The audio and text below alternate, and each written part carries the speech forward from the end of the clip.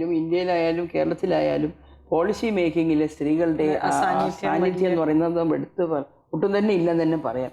ആകെ എനിക്ക് തോന്നുന്നു കേരളത്തിൽ ഒരു കാര്യത്തിൽ അഭിമാനിക്കാം. നമ്മൾ ഈ ഡൽഹിയിലെ നിർഭയ സംഭവം ഉണ്ടാകുന്നതിന് മുൻപ് കേരളത്തിലുണ്ടായ സ്ത്രീകളെയും കുട്ടികളെയും ലൈംഗിക ചൂഷണത്തിൽ നിന്നും ലൈംഗിക അതിക്രമങ്ങളിൽ നിന്നും സംരക്ഷിക്കാൻ വേണ്ടിയുള്ള പോളിസിയാണ് നിർഭയ നമ്മളിവിടെ ഉണ്ടാക്കിയത്. പൂർണ്ണമായിട്ടും സ്ത്രീകളാൽ തയ്യാറാക്കപ്പെട്ട ഒരു പോളിസിയാണ്. അതുകൊണ്ട് തന്നെ അത് പൂർണ്ണമായിട്ടും ഒരു സ്ത്രീ പക്ഷത്തിൽ നിന്നുകൊണ്ട് ഒരു സ്ത്രീയുടെ കാഴ്ചപ്പാടിൽ നിന്നും നമുക്ക് തയ്യാറാക്കാൻ സാധിച്ചു. അതിൻ്റെ ഒത്തിരി പ്രവർത്തനങ്ങൾ അതിനകത്തുണ്ട്. നിർഭാഗ്യവശാൽ ഇപ്പോൾ എല്ലാം തന്നെ എന്താ സംഭവിച്ചു, ഈ പറഞ്ഞ കൂട് നമ്മൾ കുറേ നിർഭയ ഭവനങ്ങളുണ്ടാക്കി കുട്ടികളെല്ലാം അവിടെ കൊണ്ട് താമസിപ്പിക്കുക. ഒന്നുണ്ട് പ്രൊട്ടക്ഷൻ, ഇത് 3P 3R എന്ന് പറയും. ആദ്യത്തേത് പ്രൊട്ടക്ഷൻ, പ്രിവെൻഷൻ, ഇതുണ്ടാകാതിരിക്കാനുള്ള സംവിധാനങ്ങൾ. പിന്നെ അതുപോലെ തന്നെ അവരെ സംഭവിച്ചു കഴിഞ്ഞാൽ അവരെ പ്രൊട്ടക്റ്റ് ചെയ്യുക, എങ്ങനെയാണ് അവരെ സംരക്ഷിക്കുക. മൂന്നാമത് പ്രോസിക്യൂഷൻ, കേസ് നടത്തുക, ശരിയായ രീതിയിൽ നടത്തുക.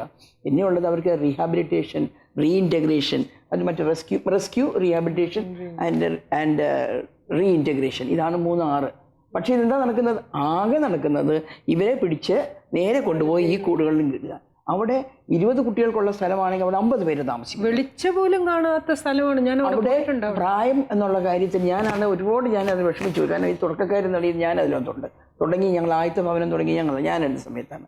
ഞാൻ റിട്ടയർ ചെയ്തതിന് ശേഷമാണ് ഈ പോളിസി ഉണ്ടാക്കാൻ എനിക്കൊരു സാഹചര്യം കിട്ടിയത്. അപ്പോൾ ഞങ്ങളെല്ലാം നല്ലൊരു കമ്മിറ്റി, നമ്മുടെ സുഗതകുമാരി ടീച്ചർ ചെയർപേഴ്സൺ ആയിട്ടുള്ള അറിയാവുന്നത്, സുനിത കൃഷ്ണനും ശാരദ ഉണ്ടായിരുന്നു, ഞാനുണ്ടായിരുന്നു, മല്ലിക സാരാഭായി, ഞങ്ങൾ 5 പേര് കൂടിയിട്ട് ഇതാണ് കൂടുതൽ പ്രവർത്തിക്കാൻ സാധിച്ചു. ഇവിടെ ഉള്ളവർക്ക് തന്നെയാണ്. പക്ഷേ എന്താ സംഭവിച്ചത്, നമ്മൾ അവരവിടെ കൊണ്ട് താമസിപ്പിച്ചു. ബാക്കിയുള്ള കാര്യമൊന്നും നടക്കും. പഠനം നടക്കുന്നുണ്ടോ? കേസ് നടക്കുന്നുണ്ടോ? അവരെ റീഇൻറ്റഗ്രേറ്റ് ചെയ്യുന്നുണ്ടോ? റീഹാബിലിറ്റേഷൻ നടക്കുന്നുണ്ടോ? ഒന്നുമില്ല. ആകെ കൂടെ ഞാൻ ഈ സമയത്ത് എനിക്ക് ഒരു കാര്യത്തിൽ സന്തോഷമുണ്ട്.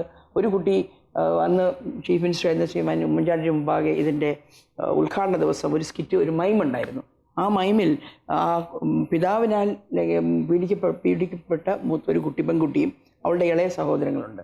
ഈ ഇളയ സഹോദരങ്ങളെ 3 സ്ഥാപനങ്ങളായിട്ട് താമസിപ്പിച്ചിരിക്കുകയാണ്. അമ്മയൊരിടത്ത്, അമ്മയുടെ കൂടെ ബ്രദർ, അവന് 10 വയസ്സിന് താഴെ ആയതുകൊണ്ട്, ഈ പെൺകുട്ടി 16 വയസ്സായതുകൊണ്ട് വേറൊരിടത്ത്, ഇളയ സിസ്റ്റർ വേറൊരിടത്ത്. അങ്ങനെ ഈ കുടുംബം തന്നെ നമ്മൾ സർക്കാരായിട്ട് തന്നെ അവരെ ഡിവൈഡ് ചെയ്തങ്ങ് വെച്ചിരിക്കുകയാണ്. ഈ കുട്ടി ആ മൈമിലൂടെ ചോദിച്ചത് എന്താണെന്നറിയാമോ? എന്ത് കുറ്റം ചെയ്തിട്ടാണ് എന്നെ ഇവിടെ പിടിച്ചിട്ടിരിക്കുന്നത്? എനിക്ക് ലോ പഠിക്കാൻ ആഗ്രഹമുണ്ട്, പക്ഷേ എനിക്ക് ലോ എൻട്രൻസ് പഠിപ്പിക്കാൻ എന്നെ ഇവിടെ ആരുമില്ല. എനിക്ക് ലോ പഠിക്കണം. എന്നെപ്പോലെ ഇനി ഈ കുട്ടികൾ ഇതുപോലെ സാഹചര്യത്തിൽ വന്നുപെടാൻ പാടില്ല. എനിക്ക് അവരെ സഹായിക്കണം. ഞാൻ എന്ത് ചെയ്യണമെന്ന് കുട്ടി ചോദിച്ചു.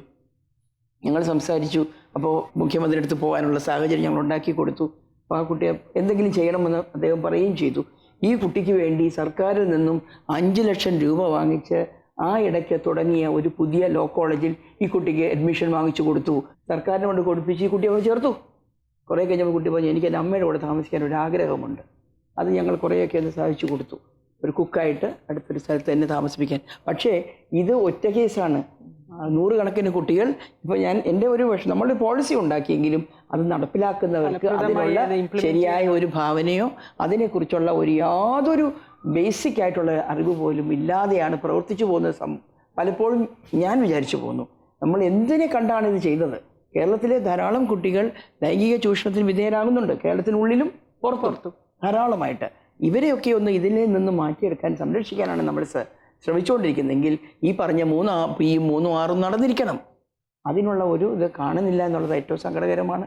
മാത്രവുമല്ല ഇവരെയൊക്കെ ഓരോ ഈ കൂട്ടിലൊക്കെ ഈ പറഞ്ഞ പോലെ കൂടുകളിലാക്കി അവരെ എന്നേക്കുമായി മുദ്ര കുത്തുന്ന ഒരു കാര്യമാണെന്ന് ചെയ്തത്. അത് ഭയങ്കര സങ്കടമുള്ള കാര്യമാണ്.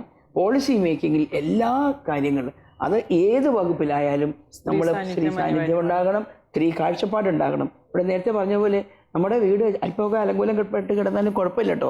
ഞാൻ പലപ്പോഴും എൻ്റെ ബന്ധുക്കളോട് പറയും, ഞങ്ങളുടെ വീട്ടിൽ നിങ്ങൾ ഭയങ്കര നീറ്റായിട്ടും നല്ല ഗാർഡനും മെത്തയൊക്കെ കട്ടിലൊക്കെ വിരിച്ചിട്ട് എല്ലാം വൃത്തിയായിട്ട് പുതിയ കട്ടൻ വിചാരിക്കുകയേ വേണ്ട. വൃത്തികേടായിരിക്കില്ല, പക്ഷേ ബാക്കിയുള്ള നിങ്ങൾ ശ്രദ്ധിക്കുകയേ വേണ്ട. ഞങ്ങളിങ്ങനെ കഴിഞ്ഞു പോകാം. അങ്ങനെയുള്ള ഒരു തീരുമാനം നമ്മുടെ സ്ത്രീകൾ എടുക്കണം. അത് ആവശ്യക്കാർ വന്ന് ചെയ്തോട്ടെ, അല്ലേ? വീട് നല്ല ഭംഗിയായിട്ട് ഗാർഡൻ പുരുഷനുണ്ടാക്കാമല്ലോ, മക്കൾക്ക് ചേർന്ന് ഗാർഡൻ ഉണ്ടാക്കാമല്ലോ. അപ്പോൾ അതൊന്നും നമ്മൾ പഠിപ്പിച്ചിട്ടില്ല.